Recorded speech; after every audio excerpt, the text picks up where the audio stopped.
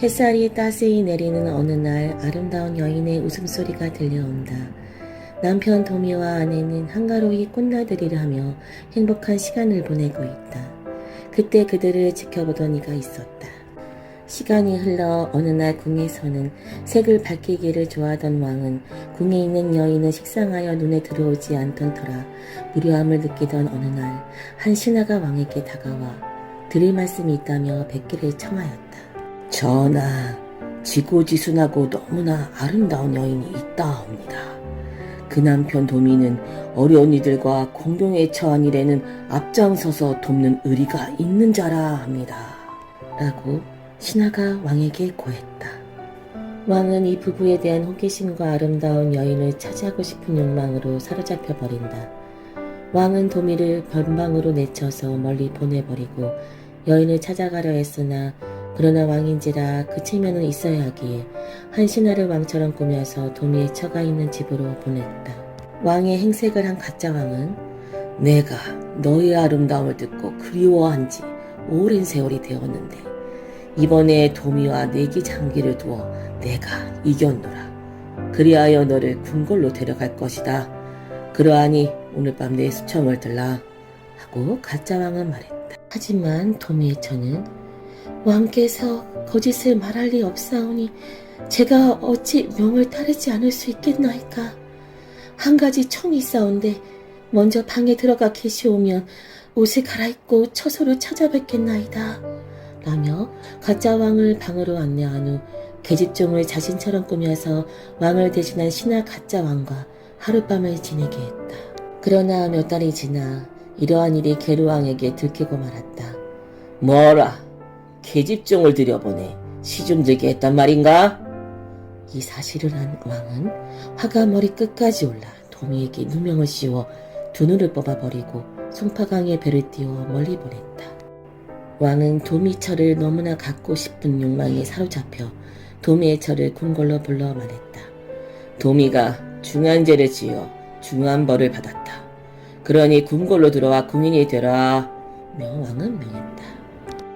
그러자 도미의 처는 왕의 명이 그러하신데 어찌 따르지 않을 수 있겠나이까. 하옵건대 나의 주인이신 남편을 잊고 의지할 데가 없사오니 왕의 명을 받들어 궁으로 들어가겠나이다.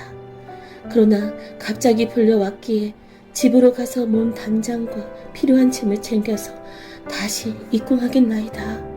하고 도미처는 왕에게 고했다. 게르왕은 도미의 처의 말을 믿고 집으로 돌려보낸다.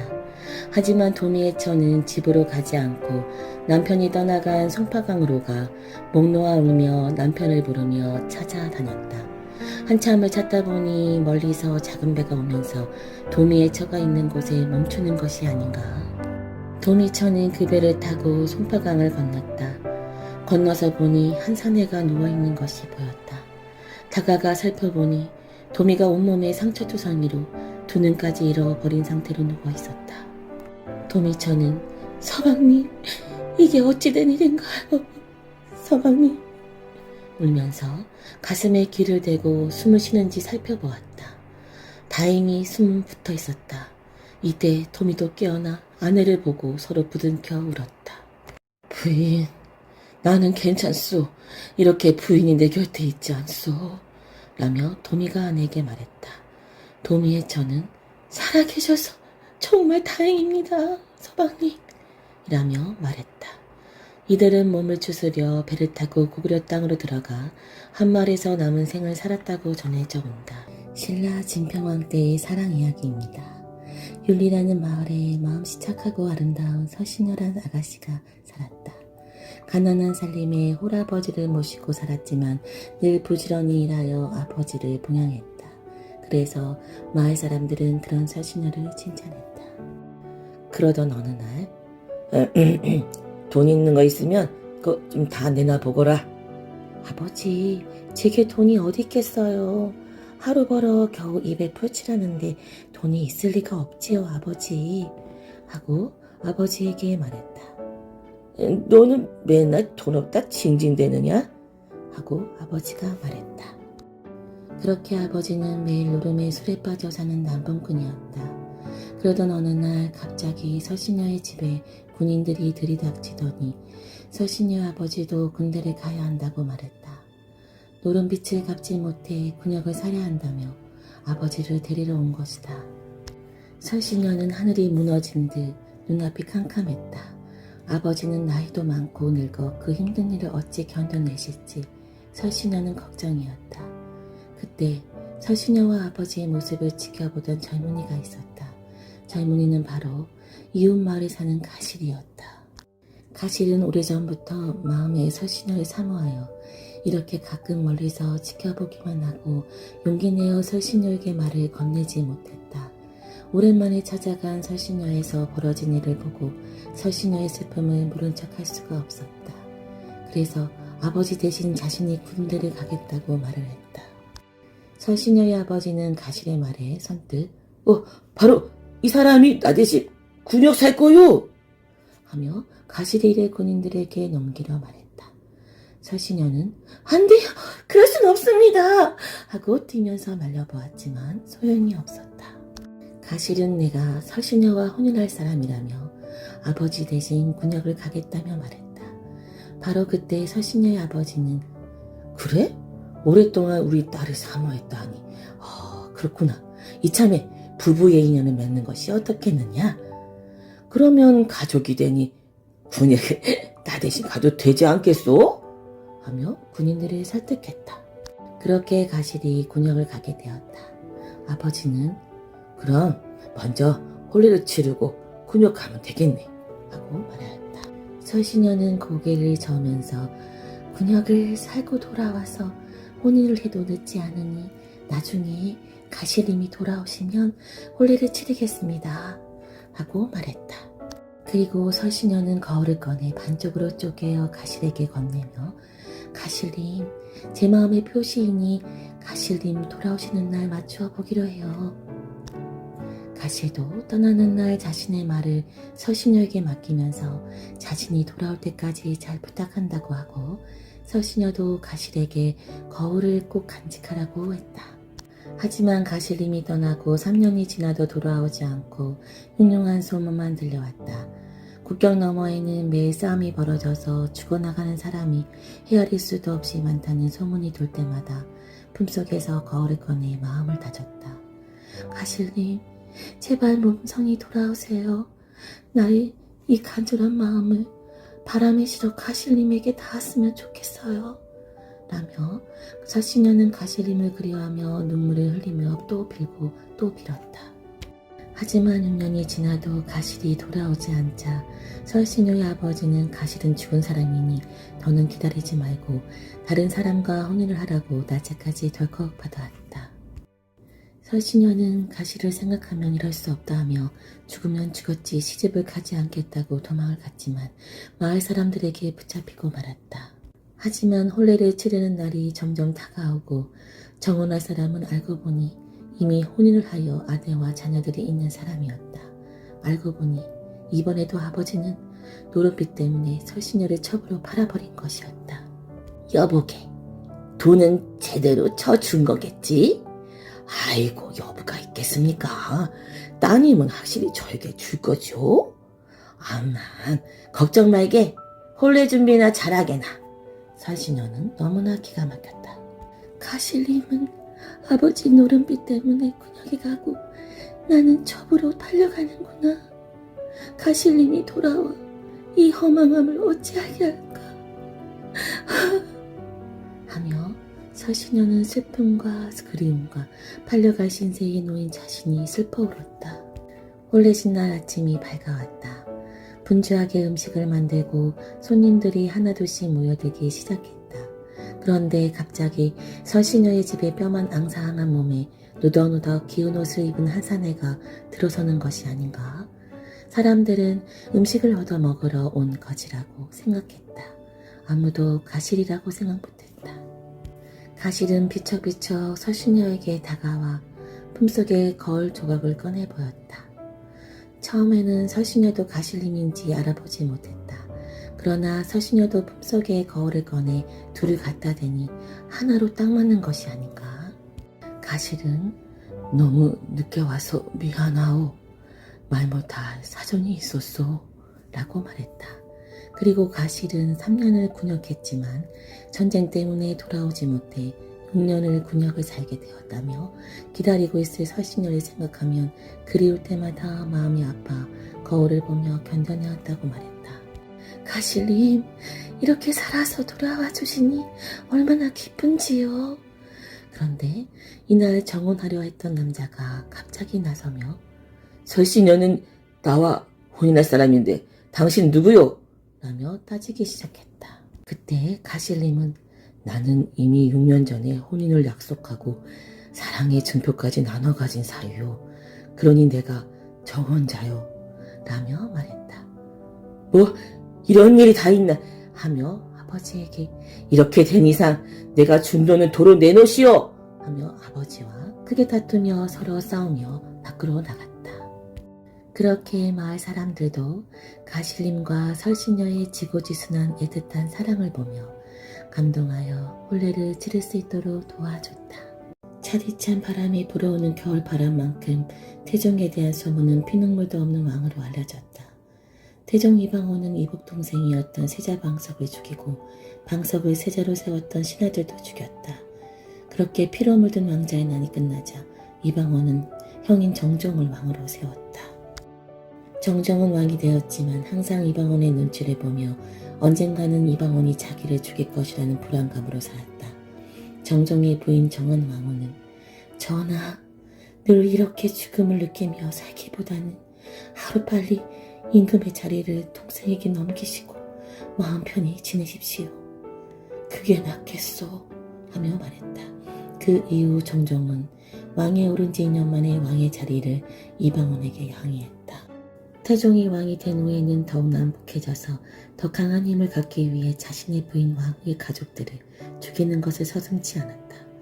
외척의 힘이 세지면 태종에게 위협이 될 수도 있기에 권력 다툼을 미리 없애버린 것이다. 하지만 이렇게 무서운 태종의 뜻에 번번이 막아서는 신하들이 있었다. 전하, 아니되옵니다. 동촉하여 주시옵소서. 신하들은 태종의 의견에 고개를 숙이며 안 된다고 말했다. 내가 무슨 말만 하면 다 아니라고 하는구나. 당장 저자들을 벌을 내리려던 태종은 아니다. 내가 다시 생각해 보도록 하겠다. 라고 화를 참으며 말했다. 무서운 태종의 말에 반대하고도 당당했던 이들은 대간이라고 불리는 신하들이었다. 태종은 자신의 말에 토를 달거나 반대하는 대간들 때문에 답답할 때가 많았다. 전하, 그래도 대간들이 없으면 다른 관리들의 행실도 감독할 수 없으니 대간들은 꼭 필요합니다. 태종 옆에 있던 상선내시가 말했다. 상선내시의 말처럼 대간들은 왕과 함께 간직에 있는 모든 사람을 감시했고 때문에 간직에 있는 사람들은 스스로 조심해야 했다. 왕은 대간들의 바른 충원이 있어 힘들지만 대간들의 바른 충원이 있어야 관리들보다 나의 권력이 더 커지니 대간들의 말은 좀 참아야겠지. 잘 생각하셔서 합니다, 전하. 그러나 내 눈에 거스린 것이 또 있네. 태종이 상선의 귀에만 들리게 작은 목소리로 말했다.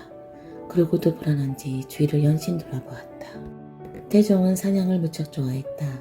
대간들의 눈치 보지 않고 사냥 갈 방법을 생각하는 날도 많았다.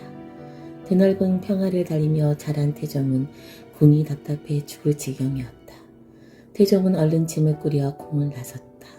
신하도 몇몇만 데리고 미사냥을 떠났는데 오늘따라 대간들도 별말을 하지 않았다. 태종은 오랜만에 하는 사냥이 시간 가는 줄도 몰랐다. 아, 이제야 살 것 같구나. 태종은 눈을 돌려 싱그러운 나무와 풀을 보았다. 그때 풀숲에 있던 한 신하가 태종의 눈에 띄었다. 저자는 사냥터에 와서 무엇을 하고 있는 것인가? 태종이 가리킨 곳에 한 관리가 북각 종이 뭉치를 들고 있었다. 붓을 들고 있던 관리는 얼른 태종 앞에 엎드렸다. 전하, 소신은 춘추관에 속해 있는 사관 민인생묘입니다. 저희 역할은 조선의 역사를 기록하는 일입니다. 그 소임을 다하기 위해 따라왔사옵니다. 태종의 얼굴빛이 어두워졌다. 즉위한 지 4개월도 채 되지 않아 나라를 돌보지 않고 사냥을 했다는 것이 역사에 기록되겠군.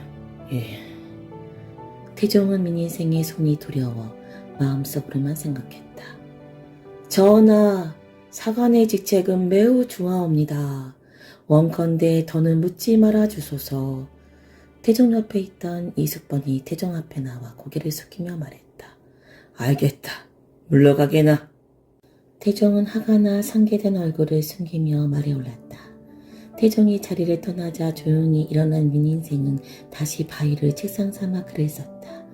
태종이 사냥을 나가시다.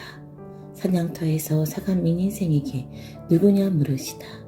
총재 이숙번이 사관이라 답하다 라고 기록하였다. 그 뒤에도 태종은 틈만 나면 사냥을 나갔다. 사관원 대관들이 여러 번 상소를 올려 왕을 말렸지만 소용이 없었다. 사냥을 하지 않으면 답답해서 정사를 볼 수가 없다. 오늘은 노루사냥을 나갈 것이니 아무도 뭐라 하지 말거라. 태종이 대관들의 만류를 뿌리친 채 사냥을 떠났다. 하지만 불안한지 주변을 연신 살폈다. 사관이 없는 것을 확인한 태종이 말에 올랐다. 마음이 급했던 태종이 말 엉덩이를 세게 치자 놀란 말이 펄쩍 뛰어올랐다.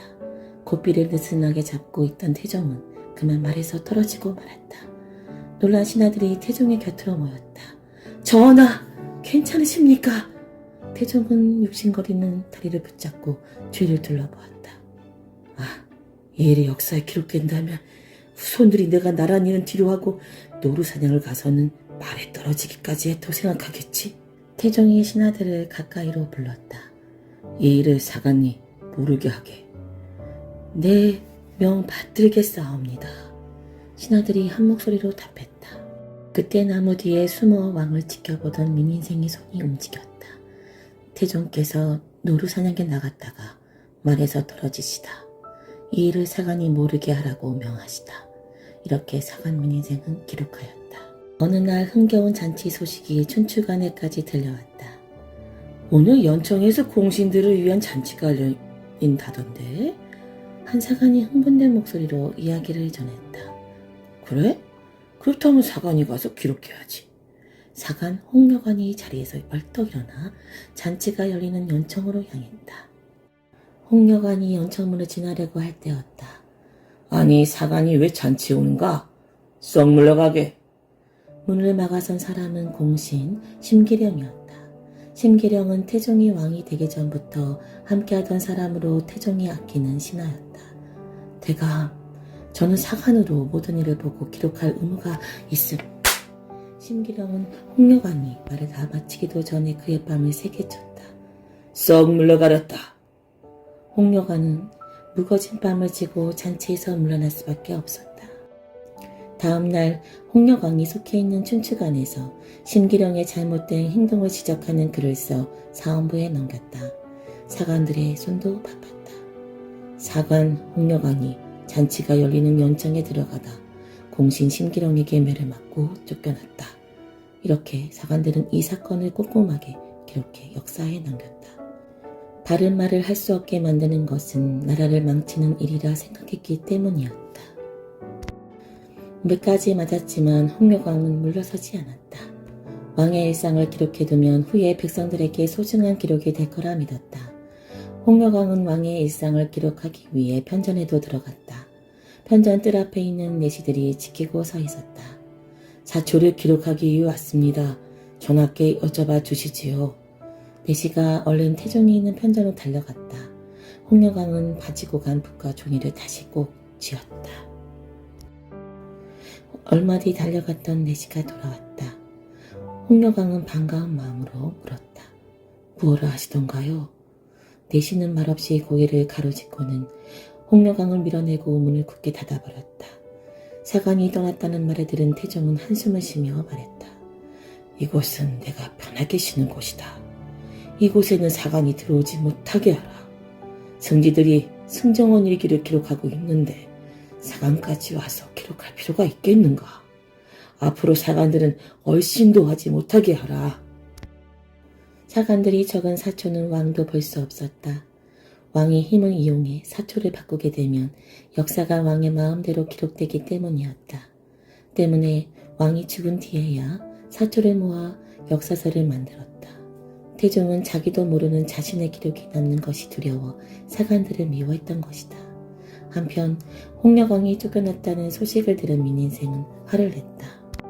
편전에 들어가지 못하면 제대로 된 정사의 내용이 담긴 사초를 남길 수 없다. 라고 생각한 민인생은 왕의 어명에도 불구하고 편전으로 들어섰다. 문을 지키던 도순지가 말했다. 아하, 전에 홍려광도 왔다가 주상의 명으로 물러갔네. 어서 돌아가게. 소인은 전하의 명령을 들은 바 없습니다. 들어가겠습니다. 민인생은 도승지를 밀어내고 편전으로 들어섰다. 편전에 들어서자 태종이 무서운 얼굴을 하고는 민인생을 향해 물었다. 사관이 어찌하여 편전에 들어왔는가? 전에 전하께서 항상 사관을 옆에 두시겠다고 허락해 주셨기에 들어왔사옵니다. 민인생은 납작 엎드려 답했다. 그러나 땅을 바라보고 있는 눈은 여전히 힘을 잃지 않았다. 다시 말하노니 편전에는 들지 마라. 태종의 생각에는 변함이 없었다. 그럼 편전에서 일어나는 경연이나 정사들은 누가 기록한단 말입니까, 전하? 통촉하여 주시옵소서. 민인생의 목소리가 높아졌다. 어서 저자를 쫓아내라. 앞으로 사관은 정사가 있는 날만 내 눈에 보이도록 하라. 태종은 매달 6번씩 관원들이 왕에게 정사를 아뢰는 날에만 사관들이 기록할 수 있도록 했다. 도순지에게 끌려나가면서도 민인생은 말을 그치지 않았다. 전하, 백성은 하늘이옵니다. 하늘 같은 백성들이 보게 될 것이 바로 역사이옵니다. 그러므로 사관의 손 위에는 하늘이 있습니다. 부디 사초를 기록할 수 있도록 통촉하여 주시옵소서. 그의 외침은 전부 역사에 기록되었다. 며칠 동안 감옥에 갇혔다 풀려난 민인생은 집에 돌아와서도 제대로 쉴 수가 없었다. 아, 사초를 기록하지 못하고 있구나. 역사에 기록할 수 있는 자료가 이렇게 없다니. 민인생은 빈종이를 보며 한숨을 쉬었다. 왕을 볼 기회가 없으니 사초에 기록할 것이 없었다. 며칠 뒤 태종은 관리 몇 명을 편전으로 불렀다. 사관이 없으니 자네들과 편히 이야기할 수 있겠군. 허허. 모처럼 사관 없이 마음껏 이야기할 수 있다 생각하니 태종의 마음은 가볍고 시원했다. 마침 관리들과 말을 시작하려는데 태종의 귀에 부스럭거리는 소리가 들렸다. 내가 며칠 사관들 때문에 골치가 아팠는데 이제 사관의 종이 넘기는 소리까지 환청이 들리는 듯하네. 태종의 말이 마치기가 무섭게 다시 소리가 났다. 태종은 이상한 느낌에 고개를 들어 밖을 보았다. 문 밖에 누군가의 옷자락이 엿보였다. 어떤 자가 편전을 엿보고 있는 것이냐? 내관들이 재빨리 달려가 수상한 자를 끌어와 태종 앞에 무릎을 꿇렸다. 또 너로구나. 며칠 전 편전에서 쫓겨났던 사관 민인생이었다.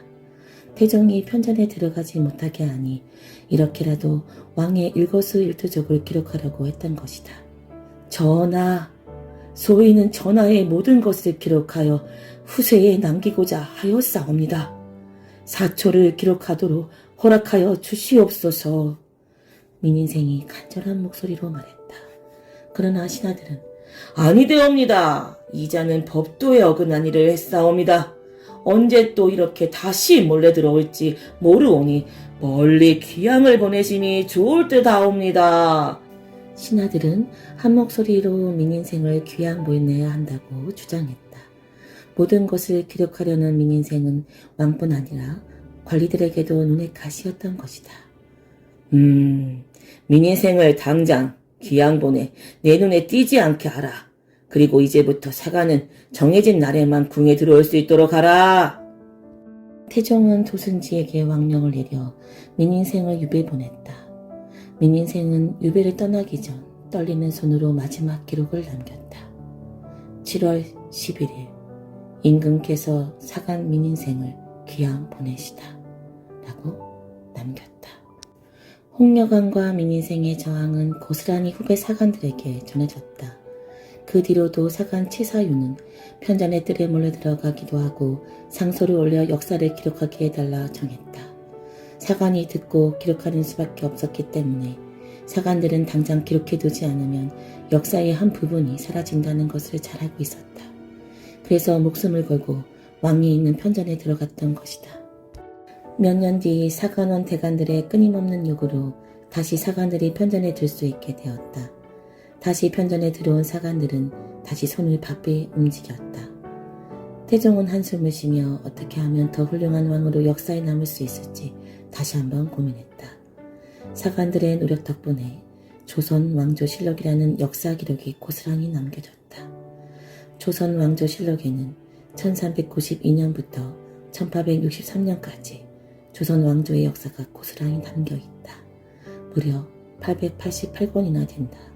이 기록에는 왕에 관한 이야기, 군사, 교육, 경제, 산업, 문화, 종교 등 사회에서 일어나는 거의 모든 일들을 기록했다.